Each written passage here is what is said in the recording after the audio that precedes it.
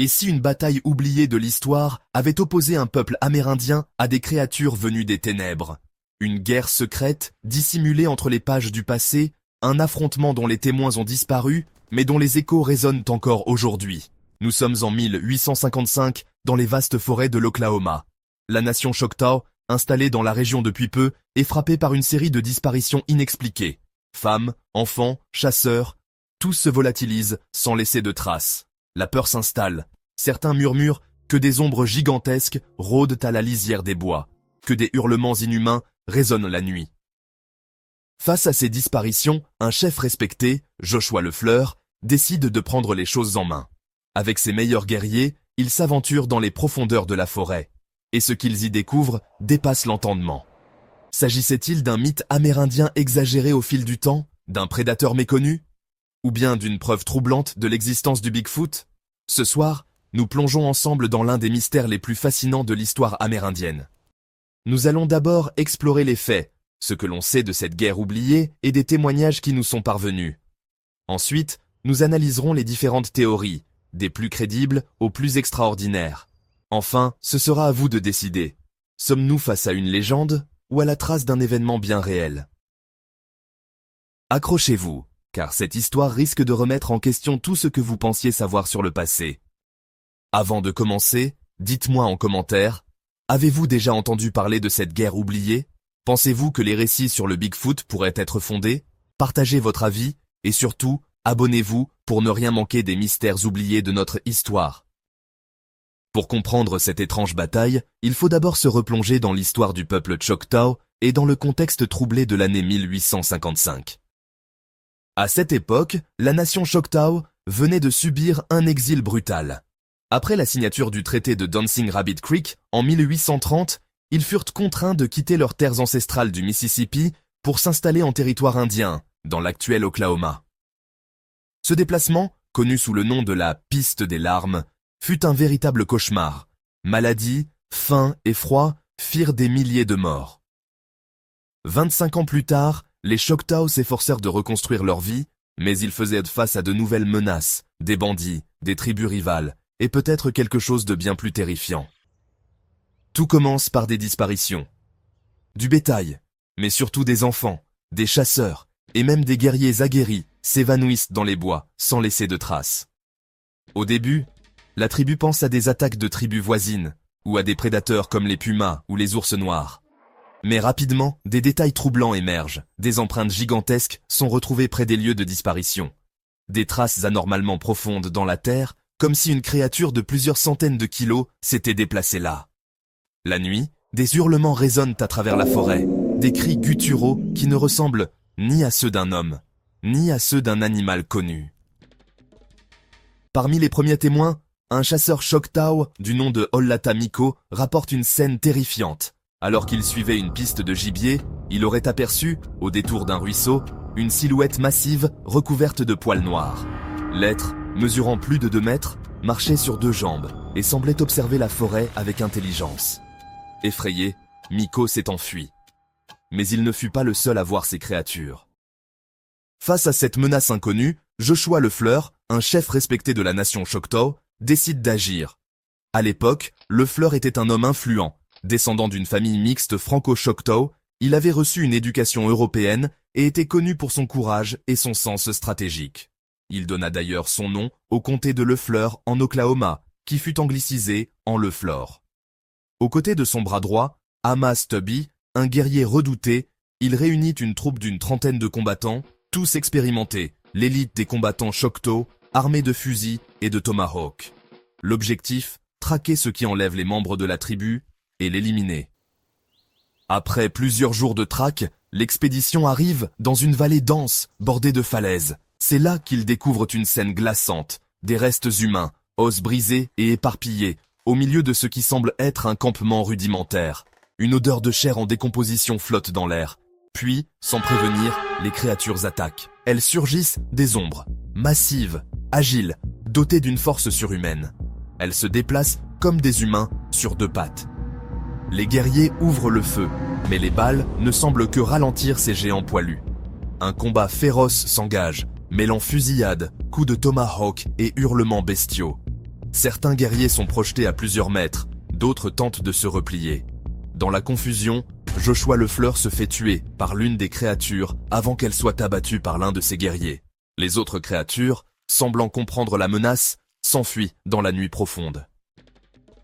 Le lendemain, les guerriers inspectent le cadavre de la créature, mais selon certaines versions de l'histoire, il aurait mystérieusement disparu avant qu'ils ne puissent l'étudier plus en détail.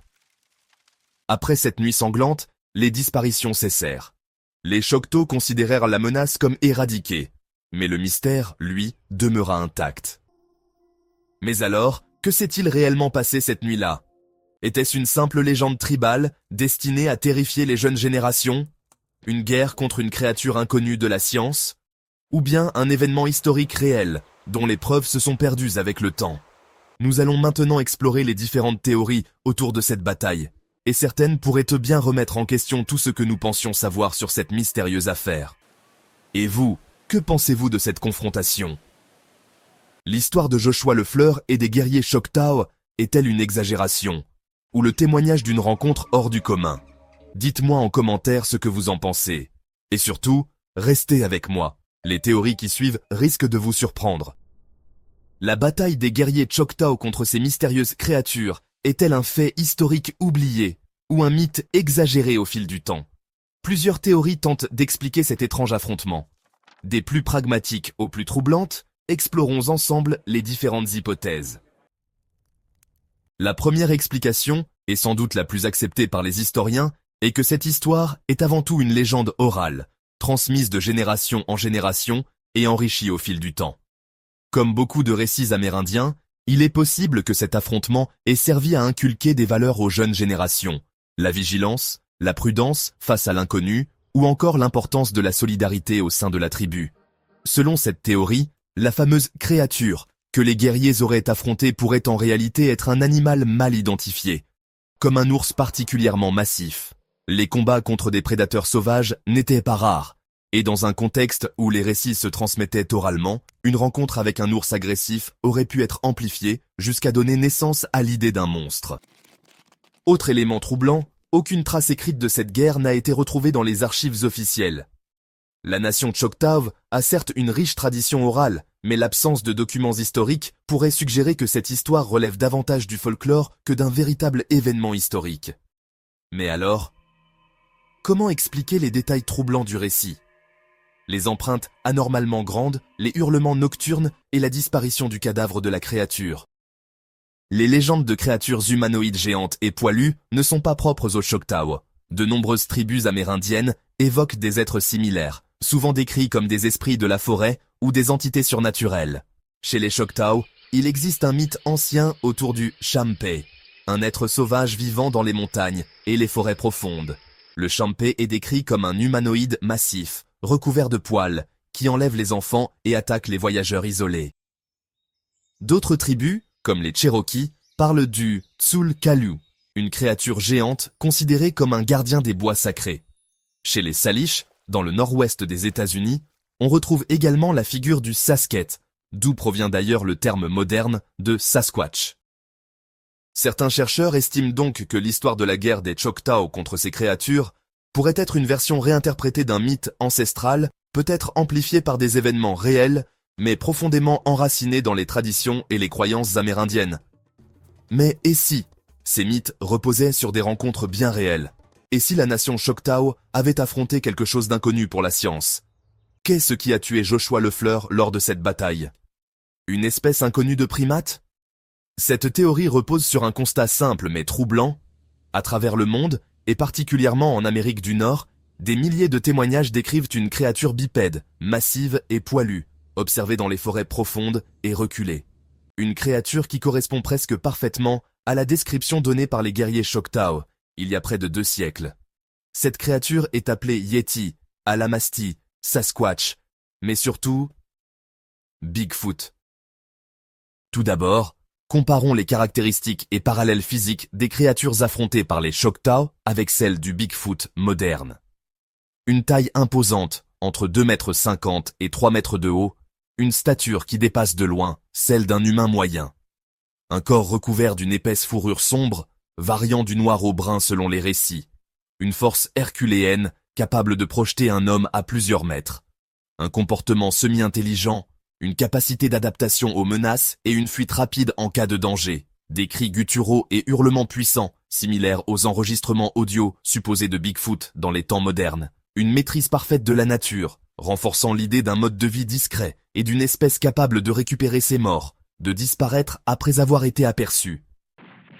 Des siècles séparent les récits des Choctaw des témoignages modernes, et pourtant, les descriptions restent étonnamment similaires. Comme vu dans le chapitre précédent, les Choctaw ne sont pas les seuls à évoquer une créature géante et mystérieuse vivant dans les forêts profondes. Presque toutes les tribus amérindiennes d'Amérique du Nord possèdent des récits troublants sur ces êtres. Lorsque les premiers Européens débarquent aux Amériques, le Sasquatch est déjà mentionné par les peuples autochtones qui le dépeignent dans leur artisanat, notamment à travers des totems et peintures. Ces Premières Nations évoquent dans leurs mythes des populations de géants vivant au cœur des forêts, certains étant plus ou moins hostiles à l'égard de l'homme. Plus troublant encore, on retrouve ces récits aux quatre coins du continent nord-américain, de l'Oregon à la Floride, en passant par le Canada et l'Alaska. Et si ces récits, loin d'être de simples légendes, étaient en réalité les vestiges de témoignages ancestraux d'une espèce ayant cohabité ou combattu avec l'homme depuis des siècles voire des millénaires. Une autre explication, soutenue par certains paléoanthropologues et cryptozoologues, est que ces créatures pourraient être des descendants d'une espèce d'hominidés éteinte, ou supposée éteinte. Le Gigantopithèque, un primate géant qui a réellement existé en Asie il y a environ 300 000 ans, partage de nombreuses caractéristiques avec le Bigfoot. Une taille estimée à plus de 3 mètres de haut, avec un poids dépassant les 400 kg. Un mode de vie forestier et discret qui aurait pu lui permettre d'échapper à l'homme moderne, des adaptations physiques proches de celles des grands singes actuels, mais avec une stature et une force démesurées. Certains scientifiques suggèrent qu'une population relicte de Gigantopithèques aurait pu survivre en Amérique du Nord, après avoir migré depuis l'Asie par le détroit de Bering, tout comme les premiers humains. Si cette hypothèse est vraie, alors la créature affrontée par les guerriers Choctaw pourrait être l'un des derniers vestiges d'une espèce disparue, ou cachée depuis des millénaires. Encore aujourd'hui, les forêts des États-Unis sont le théâtre de découvertes troublantes qui relancent la théorie d'une espèce inconnue.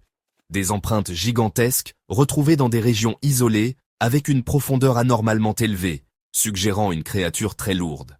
Des enregistrements de cris non identifiés, étudiés par des bioacousticiens et ne correspondant à aucun animal connu. Des échantillons de poils analysés en laboratoire, dont certains présentent une structure ADN ne correspondant ni aux primates connus ni aux espèces locales. Des récits de rencontres modernes avec des chasseurs, des randonneurs et même des militaires ayant rapporté avoir vu des silhouettes imposantes disparaître dans les bois. Mais également des vidéos. Si certaines ayant été prouvées comme canulars, d'autres ont été analysées par des studios comme Disney qui n'ont trouvé aucune preuve de supercherie sur les bandes analysées. Tout cela signifie-t-il que Bigfoot était réel ? Et que la guerre des Choctaw fut l'un des rares récits historiques confirmant son existence ? 3 théories, 3 visions différentes d'une même affaire. Un mythe tribal exagéré, une légende culturelle millénaire, ou la trace d'une espèce insaisissable ayant survécu à l'extinction. 1855. Une bataille oubliée, racontée par un peuple dont l'histoire a souvent été réduite au silence. Des guerriers qui auraient affronté une menace sortie des ténèbres des forêts. Leur leader tué par l'une de ces créatures. Et un mystère qui, aujourd'hui encore, divise les esprits. Certains diront qu'il ne s'agit que d'un mythe, une légende orale transformée par les siècles. D'autres y verront l'écho d'un événement réel, dont les preuves se sont perdues avec le temps, ou ont été volontairement effacées. Mais une question demeure. Si cette histoire n'était qu'une fable, pourquoi tant de récits similaires existent-ils à travers le monde ? Les hommes ont toujours eu peur de l'inconnu, des choses qui rôdent dans l'ombre, aux frontières du réel. Peut-être que la vraie question n'est pas de savoir si ces créatures existent, mais si nous sommes prêts à accepter qu'elles puissent exister. Et vous, qu'en pensez-vous ? La bataille des Choctaw est-elle une simple légende, un événement historique méconnu, ou une preuve cachée de l'existence d'une espèce inconnue ? Dites-moi en commentaire vos théories, vos doutes, ou vos propres expériences. Si ces mystères vous intriguent autant que moi, abonnez-vous et activez la cloche pour ne rien manquer des prochaines révélations. car ce que nous croyons être de simples légendes pourrait bien contenir une part de vérité.